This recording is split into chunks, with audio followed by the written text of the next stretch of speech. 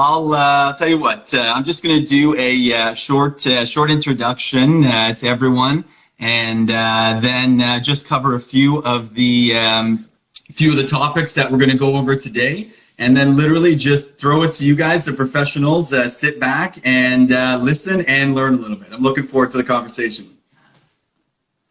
Thanks, Matt. All right. Yeah. So for those who don't know me, which is probably most everyone on this feed, other than maybe my mom and my wife, I'm Matt Capobianco, and I'm Motion COO, and I have the pleasure of hosting this chat today with Josh Cassidy and Henoc Muamba. So Henoc, start with you. Welcome. And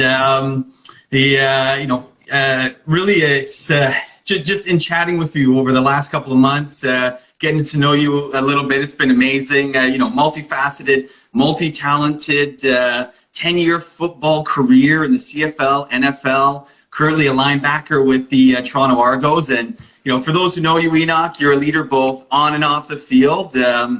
Father of two, mentor, speaker, and one of the things that I really love about you, Henoc, is you live to inspire others to achieve their goals in the next stage in their life, which is really cool. So it's fantastic to have you here, and thanks for joining.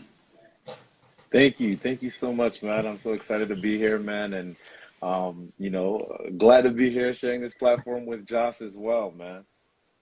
Absolutely. And Josh, I mean, your list of accomplishments may cover about half the time we have today. So, I'll just do a very high level highlight, Motion's Chief Motivational Officer, but more important than that, 3-time Paralympian wheelchair racer. You've won the Boston Marathon, LA, London, and you held the record in the Boston Marathon for 5 years.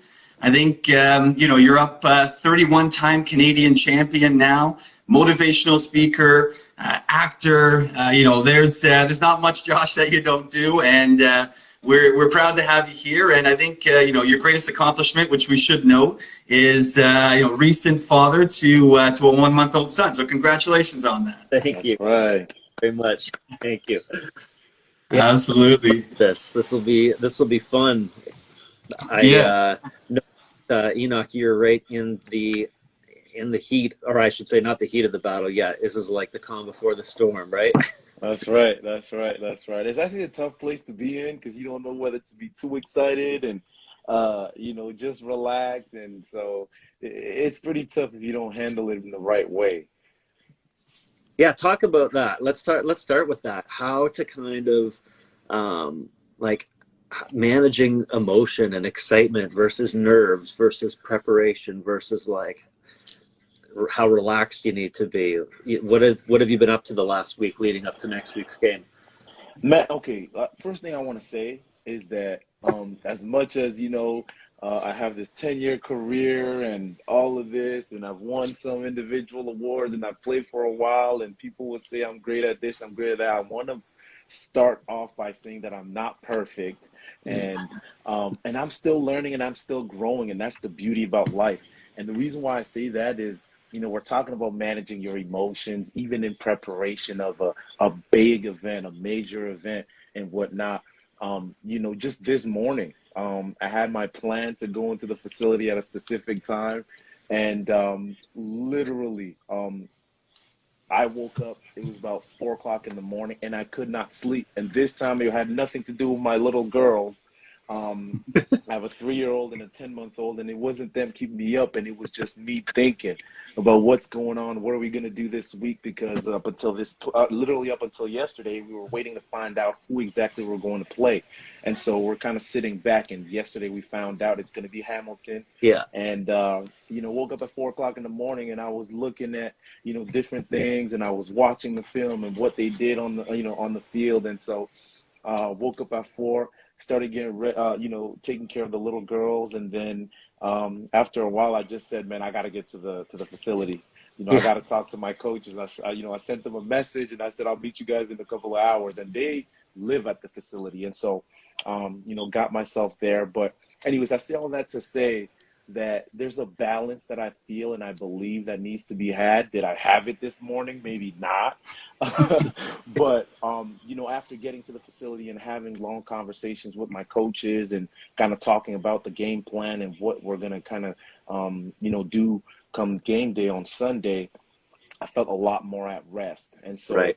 one of my biggest keys, right, to preparation, which is a huge thing to success, right, of things to success. Whenever I talk about success, I always say it never happens by accident, right? It Hmm. never happens by accident. You got to prepare for it. And to Yeah. me, you either,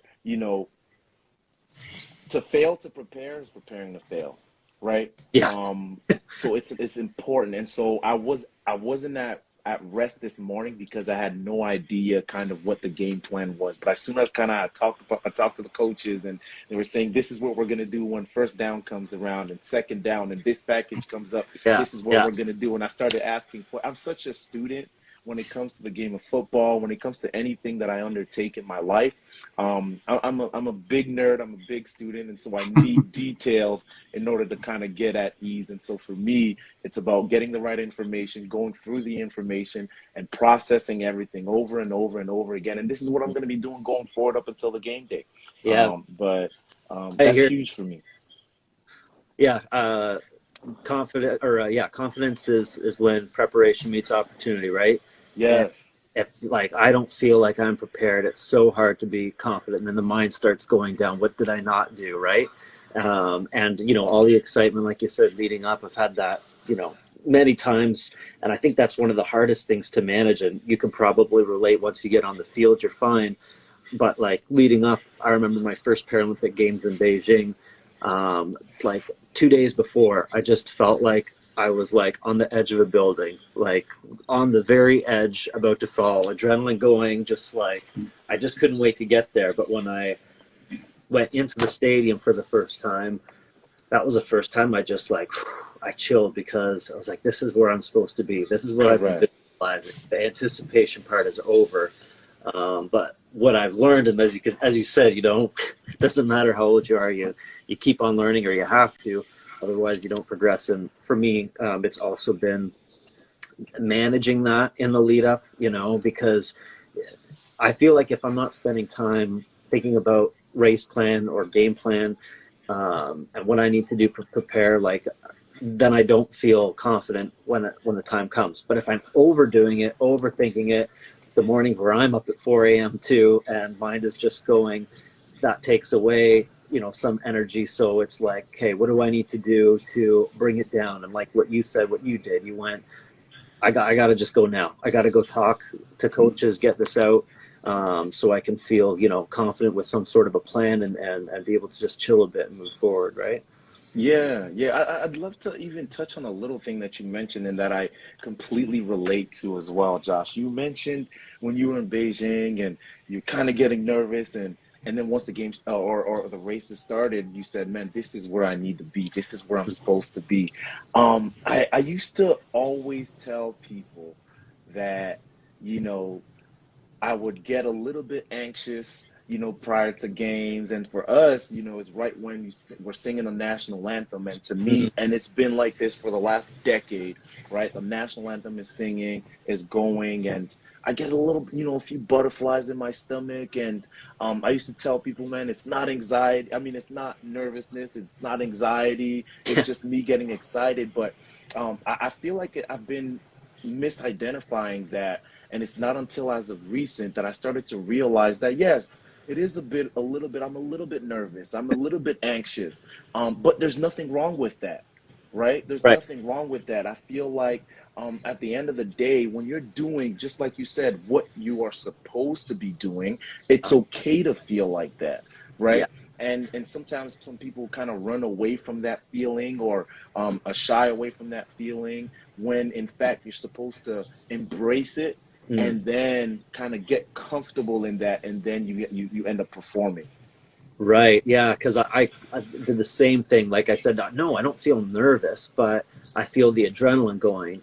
But then I learned, well, when the adrenals are firing and you're shaking, and I'm even getting hyped up, just like thinking, like about this and having this conversation, like it's getting the adrenals fired up, and so the heart rate goes up. Well, that is stress. That is a physical stress, and so yeah, managing that so you're not overtaxed or whatever, but it's just the body. It's responding to where your mind is at, where your heart's at, to prepare so that you can perform above and beyond what is capable on an average day. Let me say one last thing, and Matt, you can kind of steer the boat here right after this, so we can shift gear. But I'd love to say this one thing that I think is actually extremely important. I think that feeling that we're talking about, right? I think that, again, don't shy away from it, don't run away from it. As a matter of fact, I feel like the more you feel it, the closer you are to living your purpose. Right? And the sad part about it, so many people that run away from that and don't want to embrace that moment and get to that place where you're nervous, you're anxious, and you're not necessarily sure about what's about to happen. When you run away from that place, that zone, if you want to call it, you're moving away from your purpose. And at the end of the day, the sad part is that a lot of people live and unfortunately even die without having to feel that on a consistent basis. And so I really feel privileged to be able to feel that consistently. And, to anybody that's out there that doesn't ever get to feel that feeling, and it doesn't have to be playing football or racing or anything in the, athletically speaking, right? But whatever that is that gets you to that place of feeling that emotion and that kind of zone that we're talking about, chase it. And the closer you get to that, the closer you are to your purpose. Yeah, I think that's a really important takeaway, right? Is I think for a lot of us, natural instinct is to shy away from that feeling, right? Because it feels awkward and you're unsure, and it just like it's easier to push it away than it is to embrace it and jump on it. But I think to your point, Henoc and Josh, when you do embrace that, that's when you really hit that next level, right? Whether that's, something that's an everyday chore or it's a big race or a big game or whatever that is, I think it applies across the board to something that we do every day, and everyone can take away from that. And I think, you guys both touched on,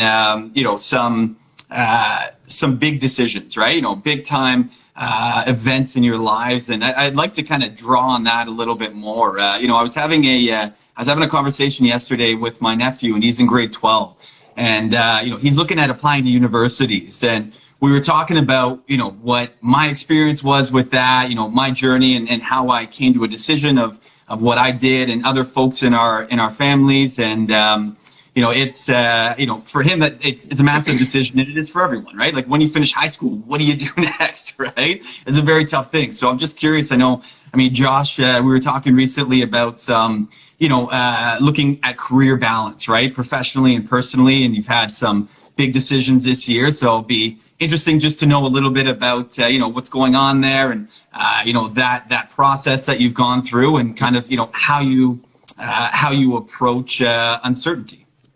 Well, I think this kind of ties in well to how you were finishing about, getting excited about things and people shying away. And, whether it's, in high school looking for university and choosing what to pursue, or no matter what you are doing in your life, no matter what stage, following and chasing those things that excite you. And they may be daunting. Maybe there's something that makes you afraid about them.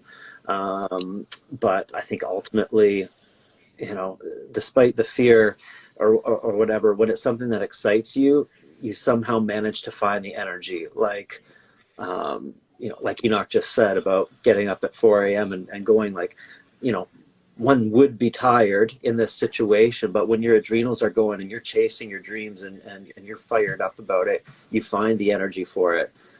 Recently, I had a newborn son, and so I missed sleep for almost 3 weeks, and we decided I'd still try and go for the New York Marathon, and got my first night of sleep like 2 nights before, and like the worst preparation lead up ever. But you know, it's when it's something you're passionate about, you got this fire in you, and whether it's overcoming odds or whatever it is, I found a way, and I ended up having a great race. I couldn't believe how it went.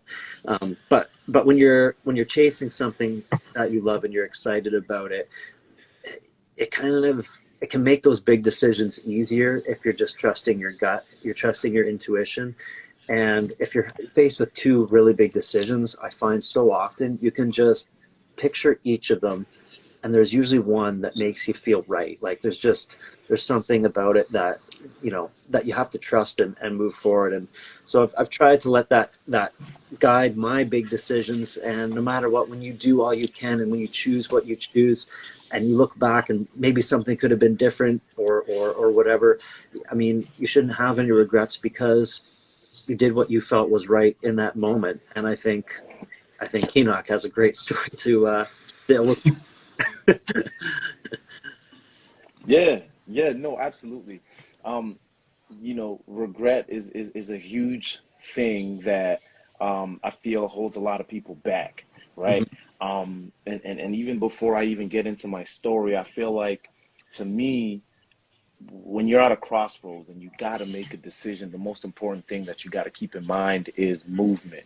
Ideally, growth, right? You always want to focus on growth, and I always say this: I always want to focus on growth, and so movement is extremely important. And one of the things that, you know, makes people stop a lot of times in their lives, and they're at a crossroad and they can't make a decision, is a lot of times it'll be fear, right? So never really let fear paralyze you. Instead, even in the midst of fear, make a decision, make a move, and choose to grow, right? And so, but when we're talking about regret, I remember vividly, you know, I was making the transition. I've made the transition from CFL to NFL a couple of times, and my very first time, I had a lot of attention from a lot of different NFL teams. And so I would be having a lot of different workouts for different teams. And, you know, and those didn't really take too long, but they mattered so much. So they were high stake moments. However, I was prepared, just like we talked about. I prepared so well, and I was confident in my skills and my abilities. And so I went ahead and I put my best foot forward, and I would go on to the next one. Do the same thing for the next workout and the next team, and meet the management, and then go on to the next one. I did what I could, and I left the rest for the decision that was going to be made. So one of the big things that happened, not to make a story too long, but I had to end up having a top three. And so my top three ended up being, and I'll even say the names, it was Indianapolis, number one. Number two was New England Patriots, and number three was the Minnesota Vikings. And so after making that list, now you have to, in the professional world, you have to also be desired at the same level that you are desiring to be on a particular team. And so they have to offer a contract, and a lot of the times that is what kind of shows how desired you really are by a team. And so I get offers by all three teams. I end up choosing to go with the Indianapolis Colts, but it wasn't matching up as far as what they were saying to me and what they were offering, and my desire to be out there. Finally, I'm about to sign with the New England Patriots. I signed with them. This is in 2014. I signed with the Patriots, literally get off the phone with my agent, confirming that we're going to have to go and make the business decision to go with the Patriots, even though my heart was in Indianapolis. I hang up the phone, and I get a phone call right as soon as I hung up. I get a call from the Indianapolis Colts, the general manager, and he tells me, hey, you know what? We're going to do something unprecedented. We're going to, agree to the terms of, that you and your agent have, asked. Is it too late? Have you already committed to a team? And I said, well, I just did, but let me see what I can do. So I get back on the phone. I talk to my agent. I tell him this is really where I want to be. I want to be in Indianapolis to make it happen. And he says, okay, are you sure, Henoc? He repeated it 3 times. And I confirmed. I said, I'm sure I want to be in Indianapolis. So he talks to the Patriots and says it was a mistake. And we end up going to Indianapolis. I played there, had a great time, enjoyed, grew so much, met amazing people. And finally, we end up getting to the semifinals of our division. And guess who we're playing against, guys? We're playing against the Patriots. And if anybody is a big football fan, we ended up playing against the New England Patriots, and that was, if anybody remembers, the Deflategate game. Of course, I ended up being on the wrong side of that. Oh, And when we talk about regret, a lot of the times when I talk about this story to some of my teammates or some friends or family, they often ask, Enoch, do you regret the decision that you made to go to Indianapolis as opposed to New England? Because guess what? On top of everything, New England ended up winning the Super Bowl that very same year. And my answer is simply this: no, right? I don't regret. And one of the main reasons why is because I'm able to look back and understand the value that came from the decision that I did make, right? And understand that you have no control over the things that happen after you make the decision. As long as you focus on the decision that you make and put your best foot forward, which is what I did, mhm. I look back and I see the value in the relationships that were created. I see the value in the lessons that were learned. I see the value in the skills that were attained, that were acquired, and I see the value that was in that decision that was made. And so, to me, it's always been about, when it comes time to make a crucial decision in your life, it's always been make the best decision with the most information at that particular time. And when you can do that, put your best foot forward, and the rest you have no control over. There's a Yeah. big saying. There's a huge saying in football. We always say, and I use it in football, but I also carry it in my own life. Control the controllables, Yeah. right? You control the controllables, and you cannot worry about the things that you have no control over. Yes. Control what you can and let go of what you can't. That's right. I hear you. I, I can relate. It's so in so many stories. Like that one is just absolutely crazy. But yeah, even this past 2 years for me, you know, how do you not have regrets when you put so much on the line and things don't work out to the best that you think that they could have or whatever? So before COVID, I was injured. I tore my shoulder, and that took me out. COVID postponed the Tokyo Olympic and Paralympic Games, so that was great to my advantage.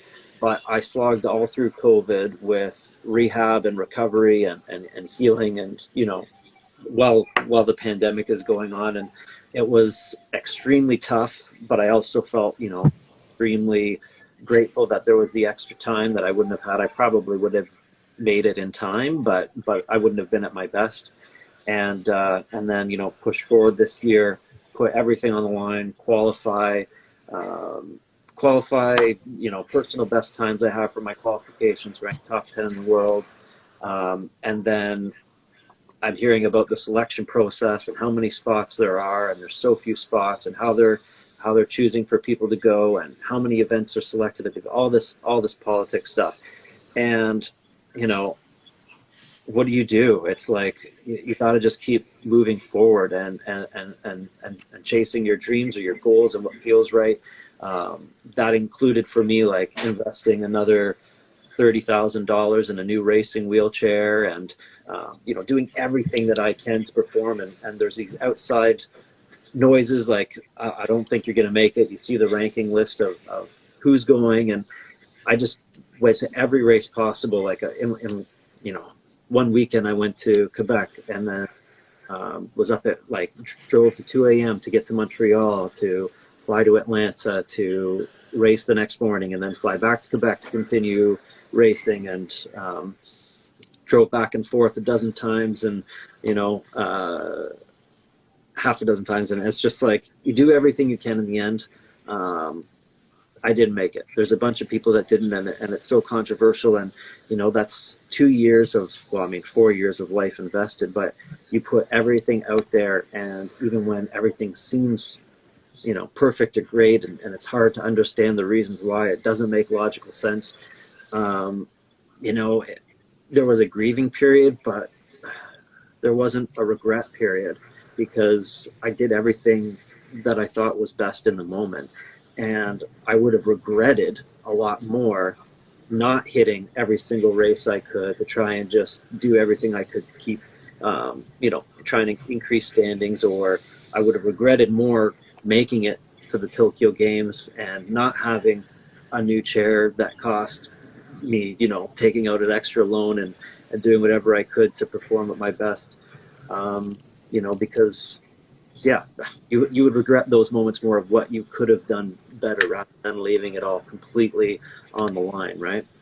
Yeah, yeah, absolutely. I think and we've talked before, and one of my favorite topics has always been mental resilience. Mental toughness is extremely important, and part of mental toughness is something that, Josh, you've mentioned before, is the ability to reframe a particular Mm. um, situation that you may have experienced, right? Can you talk to us about how maybe you do it, or how you access that, how you find a way to make that happen despite, however terrible the situation may be?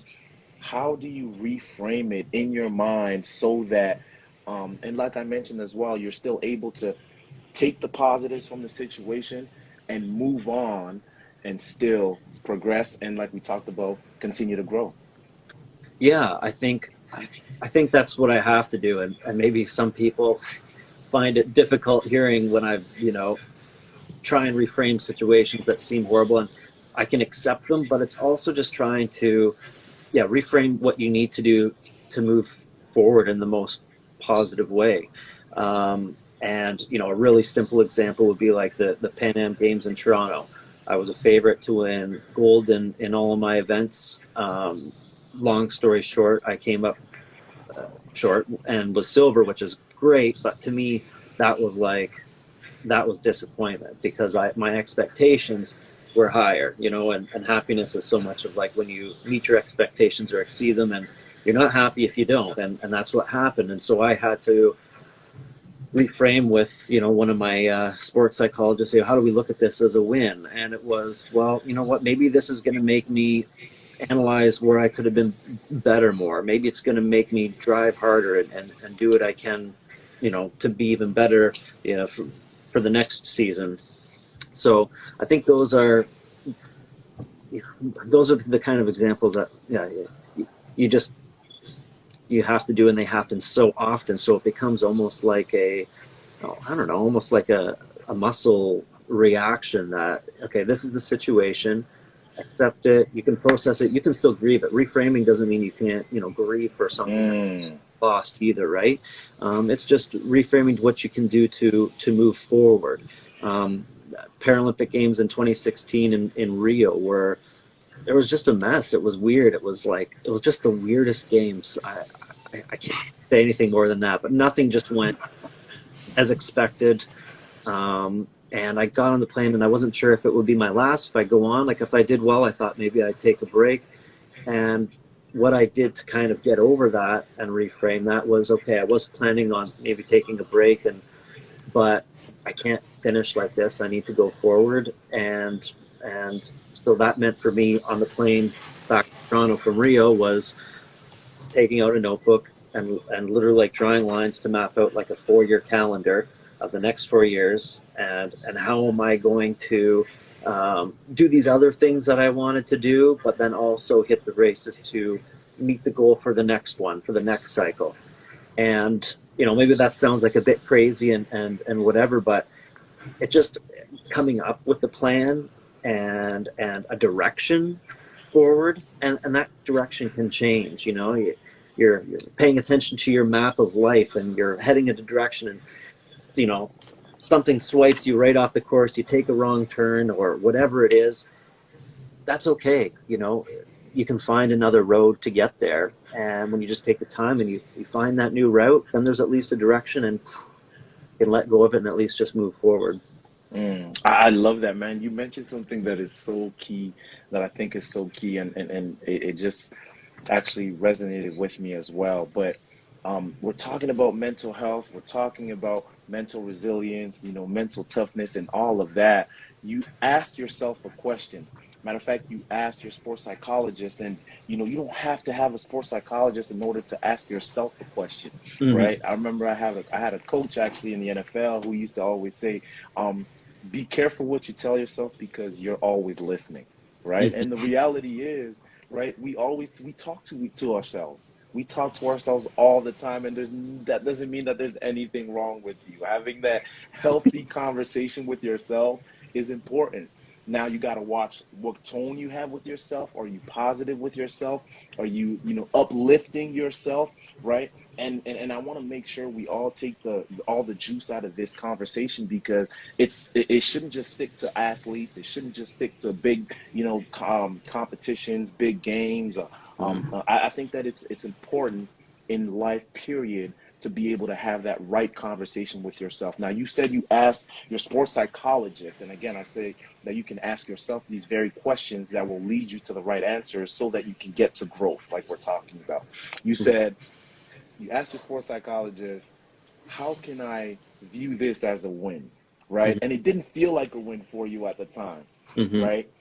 And so I just love the fact that you are completely honest with yourself. You're completely vulnerable with yourself, right? And I think that's the key word, because oftentimes, it's not about ignoring those feelings of not like when you don't feel like you won. It's not about ignoring those setbacks. It's about acknowledging them, and again, asking yourself those questions that will allow for you to get to the place where you can reframe it and take the positive. And then again, the theme has been continuing to move forward, continuing to grow.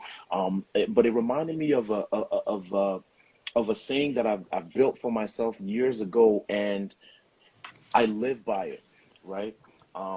Again, this is all about the mindset, about when you're approaching and going to and striving for success, striving for growth.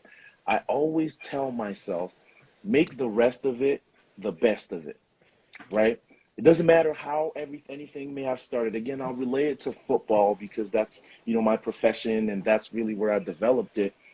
But I love that quote because it's so flexible. It doesn't matter what it is, right? I talk about it in football, and if the first quarter we get 21 points scored on us, well, guess what? There's still 3 quarters left. I'm focusing on making the last 3 quarters, the rest of it, right? The rest of the quarters, the best of my quarters. The rest of the game, the best of the game. And so if you're a student out there and you are starting a test and you are telling yourself, my goodness, I don't know what these 2 questions are, even though I did prepare for this test, this exam, a presentation that you might have to do at work, right? And you get stuck or you forget a specific thing, you got to adopt the mindset of making the rest of that presentation, the rest of that test, the rest of that exam, the rest of it, and whatever it might be for you, make the rest of it the best of it. And I think that when you adopt that mindset, it allows for you to be not only mentally tougher, mentally stronger, but it allows you to reframe as well, any situation that you may have undergone. And I think in that process too, like you said, it's so great. It applies to everything in life. It applies to just, a bad day and things going well. And we can understand and we can recognize, all right, I am in a downward spiral, or I am feeling heavy, or, I am just not at my best right now.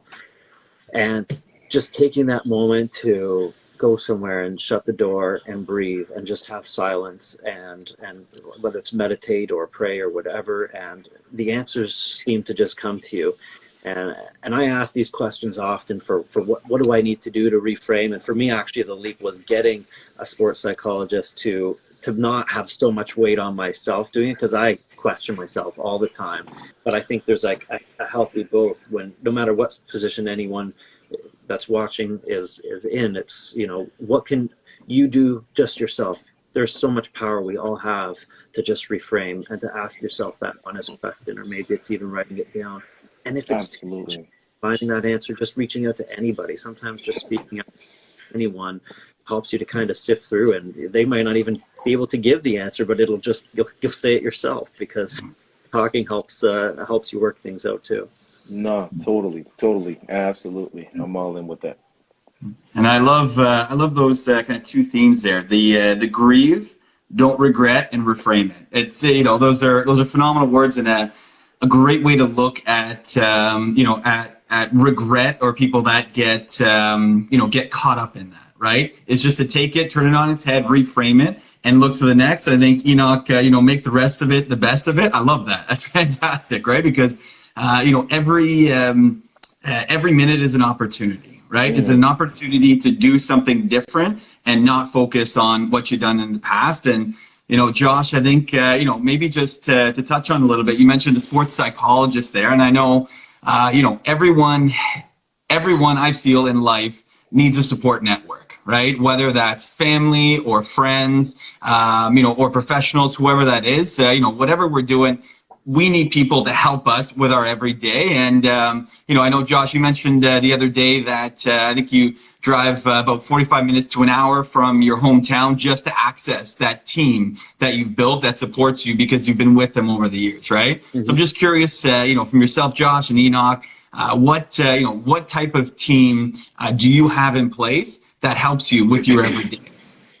Yeah, we kind of have different kind of teams. Like, I mean, I'm on the Canadian team, but we only get together really once or twice a year. But for me, my team is more my own personal support network, whether that's coaches, massage, osteo, physio, psychology, like whatever, all those various parts coming together. And I moved to Barrie just over a year ago, but most of my team was in Guelph, and then I was also training in Toronto. And in that year lead up to the games, no regrets, was making sure that I was doing everything possible. So if it meant doing an extra long drive to make sure that I was getting what I needed, that's what was important to me. But surrounding yourself with the right people, and especially like at a high school age, or a college university age, that's so much more about your friends and your influences, and who are you surrounding yourself with, and what people are reflecting what you're putting out there and the vibes you're putting out there, and who helps you strive for more, who helps lift you up. But I mean, Henoc is literally on a team and can, I think, really speak to that. Yeah, absolutely. And I think it's easier to identify when you're on on an actual team, and let alone a team that's comprised of 60 guys, as well as a bunch of other coaches on the staff and whatnot. But the reality is that we all have our own teams, right? Now, the beauty of that team is that we get to choose who is part of that team, right? Even if I'm on a huge team, my actual team, and the team that we're talking about, is the environment that I choose to place myself in, is really my decision, is my choice, right? I remember doing a sit down on my podcast in one of the moments, and I sat down with an Olympian that you're familiar with, Josh. So her name is Felicia George. Yeah. Right. And Felicia ran track and field. She runs for Canada. She does the hurdles, 100-meter hurdles at that, and it's extremely difficult. But a lot of the times, and I don't want to butcher anything, but it's around 10 seconds, give or take a couple seconds or whatnot. And when it's at a high, stake, when you're at the Olympics or whatnot, that's it. You work really hard for that amount of seconds, and you got to perform your best. And so one of the questions that I remember asking her, because her sport was so different from mine, and again, I see literally no less than probably 50 different faces on a daily basis when you play football, whether it's staff members, training staff and coaches and strength and conditioning and all of this and all of that. So I see different faces, and I asked her the question, what is the biggest difference, or how do you motivate yourself? How do you continue to grow when you're competing in such an individual sport? And her answer was amazing, which is why I kind of bring it up as well, regardless if you're playing a sport or not. But she talked about, yes, I run on my own, and it's myself for those 10 seconds, right? But the reality is that there's a whole team that is behind me, a group of people that is behind me, that I consult with, that I speak with, that I train with, that I talk to, that help me. Even though it looks like I'm by myself, I have a huge team that is behind me, and that helps me to grow and to succeed when it's time to perform. And so again, just like you, Josh, he literally gets to decide. And at the end of the day, again, I want to put athletics aside. You know, your environment, the people that are around you, is absolutely, completely, 100% your decision, right? Mm-hmm. It's your choice who you choose to have around you. And, you know, why not choose the ones who do uplift you? Why not choose the ones who pick you up when you fall down? Why not choose the ones who push you, who challenge you to be the best version of yourself as possible, right? Mm-hmm. And so sometimes we kind of let that slip away and think that we're stuck with the people that are just around. No, no, no. You have the right to displace somebody within your circle. And again, when I talk about environment, when I talk about circle, I mean the same people, the people that you see on a consistent basis, right? The reality of of life is that you know, we've all heard this saying, you are, you know, the sum of the people that you hang out with, the sum of the people that you talk with, the sum of the people that you spend your time with. And so why not choose to have the most positive, the most challenging, and the people that really want the best for you around you, and as much as possible? Because at the end of the day, those people are your team. They are part of your team, and they either will allow you to propel and go at a higher level, or they will hold you back. But again, the bottom line is you choose it. I, I like that. And it's almost also on the reverse side too, instead of also, you know, there's one individual in athletics on the field, but really there's a whole team behind.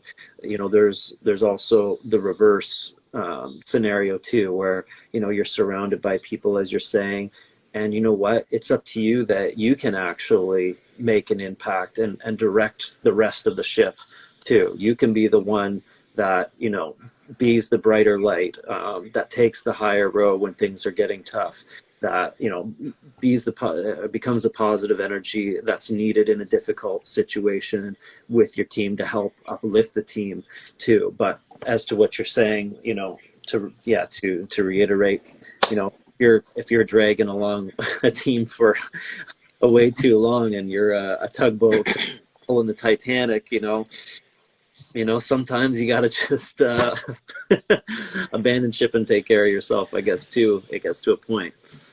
I would be remiss if I didn't bring up this story that I thought about when you were talking about the group of people that are around you. Because sometimes you're right, you have to be, you know, that person. You have to become the person that, you know, is the anchor.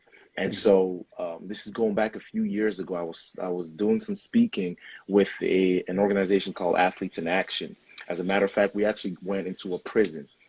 As a matter of fact, it was an all-women's prison. I was extremely intimidated. I didn't know if that was going to be for me. But again, like, I relish and embrace these moments that make me super uncomfortable, and I embraced it. And so I'm there. We had a great time. You know, we spoke to, you know, the women at the institution in the prison. And afterwards, it was, you know, we mingled a little bit, and I talked a little bit about some of the stuff that we touched on today, about the environment and the circle that you choose to keep and whatnot. And one of the young women that was there came up to me, and she pulled me to the side. She said, "You know, man, I love the topic and the speech that you talked about. I love it, and I love what you said about everything. But take a look around. It's a little bit difficult for me to find the positive and the right people. I don't know everybody here, but." The other thing is also that I don't even belong here. And she Mm-hmm. goes on to mention the fact that, you know, she was a straight A student. She had just started university, and she ended up, you know, making a bad decision and, you know, being in a car with her cousin, and they were doing things that were obviously against the law, and she ended up, you know, by virtue of being at the wrong place at the wrong time, ended up having to go to jail. And so she was telling me, "Hey, I'm planning on going back to school. I actually just applied, and I'm taking some courses online right now. But look where I am, and I don't know who is going to be positive for me to grow." And right then and there, that what you just said started to kind of come up to my thoughts. And I told her, "Hey, look, sometimes as much as we talk about creating, you know, the right team around you, but just like you said, Josh, I love the fact that you said that sometimes you have got to be that anchor so Mhm. that the other people around you can see, can believe, and they will rally around you. Because there's always certain people that are around you that are just watching to see, okay, what is Josh going to do now? What is Matt going to do now? What is Henoc going to do now? And your actions, a lot of times in those critical moments, are what are the actions that are actually going to encourage another person to stand up and do the right thing as well. Not just do the right thing as well, but also encourage you. And then that's when you start forming that, elite team, no matter where you might be. And so if you are, watching this live and, and we're not even talking athletics, but you're watching this live and you're telling somebody, you say to yourself, hey, Henoc, I just got a new job and I don't know anybody around me that has the same mindset and that is as positive, that is encouraging as I am. Or I'm at a new school and I don't know exactly who is going to encourage me and push me and challenge me as well. Well, maybe, just maybe, you have got to be that anchor in order for the other people around you to be able to also follow you and also grow into the people that they need to become. But you might have to be that anchor yourself. That's so funny that you went down a path that was like exactly that I was thinking of too, or just like this is in flow, because I was thinking of the moments that don't define you, that you don't have to let define you. You're talking about this woman who's in prison, and she's like, I don't feel like I belong here. This doesn't define me. And so many people would let that really get to them and start a mindset, I'm a bad person, I'm this, I'm that. I can think of for myself a Paralympic Games that I was sick and I wasn't my best, and after thinking, okay, that's the week that matters most and I wasn't myself. Or like talking about Felicia and the hurdles, that 11 seconds or whatever it'll be, 12 seconds, and you miss a hurdle and that's it. That's it. Out of that 12 seconds, sure, you prepare for that moment, but that doesn't necessarily define you, as opposed to the day in, day out, every single day for the last 4 years from the last games and everything that you've done. And this can be applied to everyone in every life. It can be applied to getting fired from a job or losing a job. That doesn't define you. It can be about like going through a divorce. It can be about a physical appearance. It can be so many things. Like, this doesn't have to define you. If it's feeling negative on you, you don't have to let it. You know who you are. You know what you can do and what you have to offer and to give the world, and you can just switch that and believe in that and be that at any moment. That's just up to you. I love it. I love it. And it's to even make it full circle. To me, anytime I experience a setback, right, my mindset shifts to a setback is just a setup for a comeback, right? Mm-hmm. No matter what happens, it's just a setup for a comeback. Nice. And so I think about it like that, and bringing it back to the mindset and the mentality that you have to have. I tell myself, okay, let's make the rest of this, right? I don't care if it's the fourth quarter and the first 3 quarters were bad. What will paralyze you, what will stop you from growing, what will keep you in the position that you're in is if you keep thinking about what has happened and you forget that there is time left, right? You forget that there is still some things left for you. And no matter what you're talking about and what industry you find yourself in and what school you find yourself in, as long as there's time left, you can always have an impact, right? And I will even take it this far, right? Because at the end of the day, I've lost games. I've lost games that were blowouts and I didn't have my greatest games and whatnot. And the game is done, literally 0-0-0 on the board. But guess what? There's still a season remaining, right? How do I become better for the next game, right? And so, yes, there was a setback, but it's only setting me up for a better comeback. And the last thing that I would say about this as well, to take it to an even deeper level, if you're able to ask yourself these questions and you have these conversations in your head that we're talking about, and you have these self conversations and you're positive with yourself, if you're able to do that, well, guess what? You still have some life left in you, right? No matter what setback you may have experienced, and I don't really care what the setback was, but Hmm. you still have life left in you. And that means that you have an opportunity for a comeback, no matter what it is.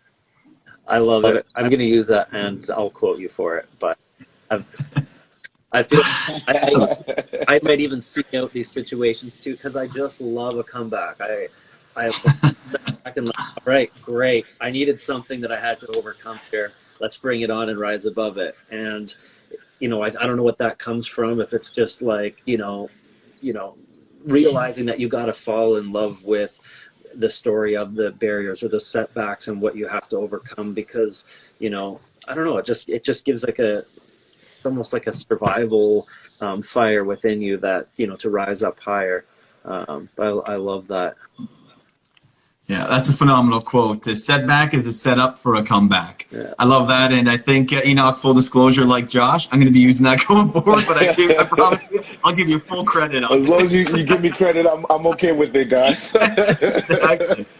Absolutely, and I think a lot of what you both have been talking about here today kind of ties into to motivation and drive, right? Like what helps you push to that next level, or what helps you get out of bed every day, right? From the simple all the way up to the really challenging, and it's everyone knows the last year and a half have been really really hard for a lot of people, right? And, whether it's whether you're a student and you're going from in-person learning to virtual to back and forth to lockdowns, or you're working from home, or you have family challenges and your kids are back, everything's been been a little bit crazy, right, in the last year and a half. And it would be just be great to hear from both of you what you do to keep yourself motivated and to keep yourself driven, whether that's professionally or personally, and any tips you have for us would be fantastic. I'll throw that to you, Josh. Me? Okay.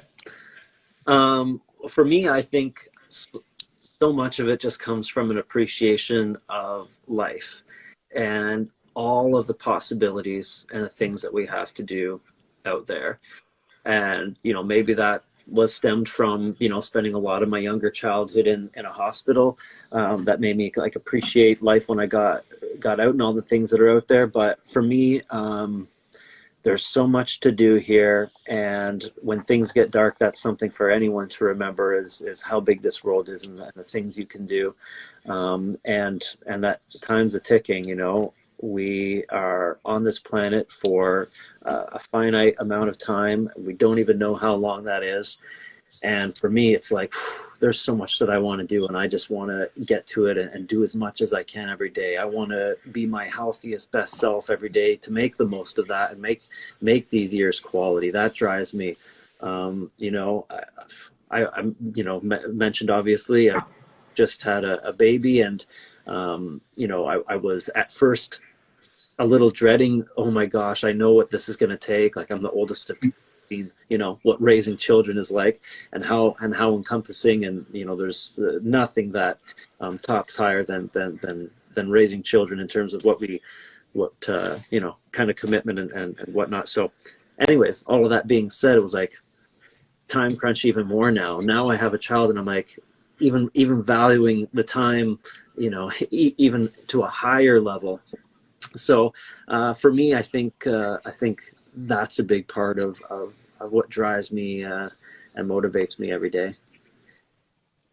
I think that when I think about your motivation and where it stems and where it comes from, to me, and specifically going through phases like the pandemic, which the whole world went through, I think about kind of digging in within yourself and figuring out again what your purpose really is. Yes. Right? That's huge for me. It's huge for me. And when you talk about your purpose, my biggest thing has always been what's your why, right? Because your why is what is going to drive you. And what I found over the years is that when your why is selfish, you'll run out of fuel. Right? And when your why is selfless, when your why is about someone else, when your why is about something else that is outside of yourself, you will be more productive, and not only productive, but also impactful. And so I know for me, it was a lot of soul searching, as it was a lot of growth, personal growth, even in the pandemic, and it was a lot of developing a lot of different things. And my wise started to go from mentoring other young people to focusing on my family, focusing on my wife, focusing on my daughters. And whenever I started to kind of focus on my whys that are outside of myself, Mm-hmm. I felt the energy, I felt the strength, and I felt, more productive, and like I said, more impactful at that. I love that. I think purpose is huge, and that kind of went without saying for me, is that I felt like I've always known what that was for myself. I've been blessed with that. People who haven't, don't feel the stress if you don't feel like you know what your purpose is yet. It's just like, go out, explore this world, and ultimately give. And I think that's I think the true purpose, no matter what vehicle that is. I think purpose is tied directly to giving in some sense. And I think a lot of people, go into depression when either, they're facing, unemployment, or are alone or feeling lonely. And it's hard to pull yourself out of that when you're feeling in that space, because the thing that you need to do is just give. And that can be the simplest thing. That can be, smiling, saying hi to someone. That can be doing a kind deed, helping a senior with their groceries in the car, asking if they need help. Or it doesn't have to be a big thing, but it's just simply giving in some sort of way that, like you said, it takes us out of our own spiral and Love it. self-absorbed selves and everything that we're going through. And then when you forget about that and you're moving forward, it's that ties into purpose so much. I love it. Love it. Love it. That's fantastic. And yeah, I think overall from our chat today, got some great quotes here. So I'll share a few, and we'll put some out on social as well, and we'll share this with everyone so people can watch it after. But some of the things I really love today, Josh, Henoc, embrace that feeling, that nervousness, that adrenaline. Don't shy away from that. Choose to grow. I love that comment. Choose to grow and overcome fear. Control the controllables. Control what you can that's in front of you, and everything else is just going to happen, right?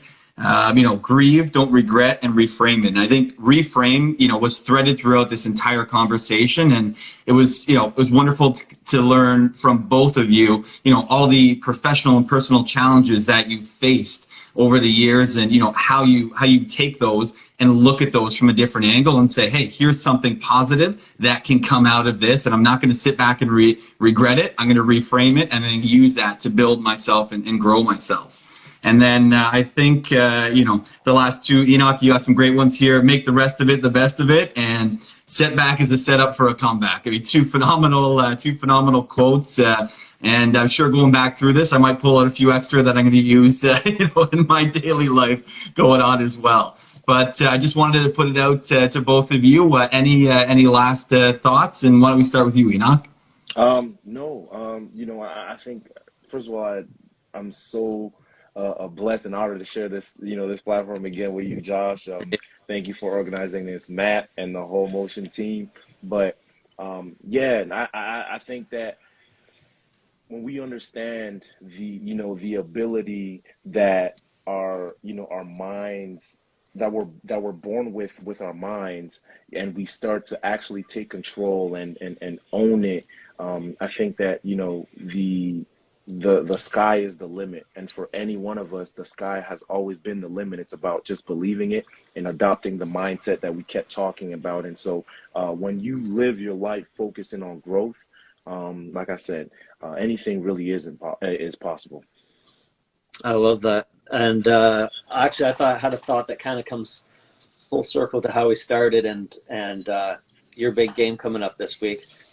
I'll tell you something that I've kind of discovered for myself. I don't know if this is with you or not. Let me hear it. I find like there's been a pattern for some of the biggest successes I've had. I've had great success when I've been super confident and relaxed. I've had great success when I've been, fired up, angry about something.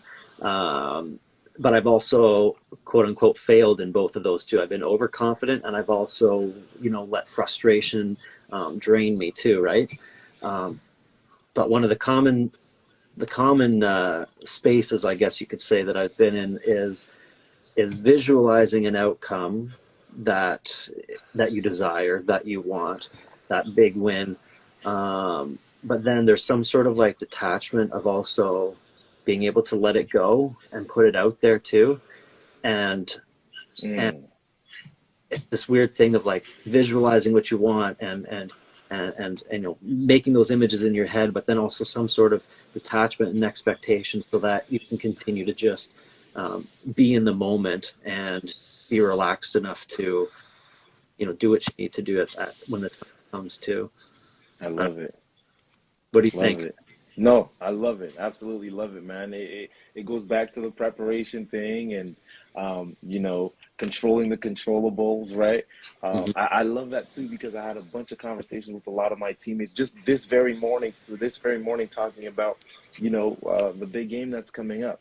So much is at stake, but at the end of the day, I wanted to harp on the fact that we all will need extreme focus every single day leading up to the game, right? Because a lot of times people think that the game is going to be won the day of the game, when in reality, the game is won today, tomorrow, the following day.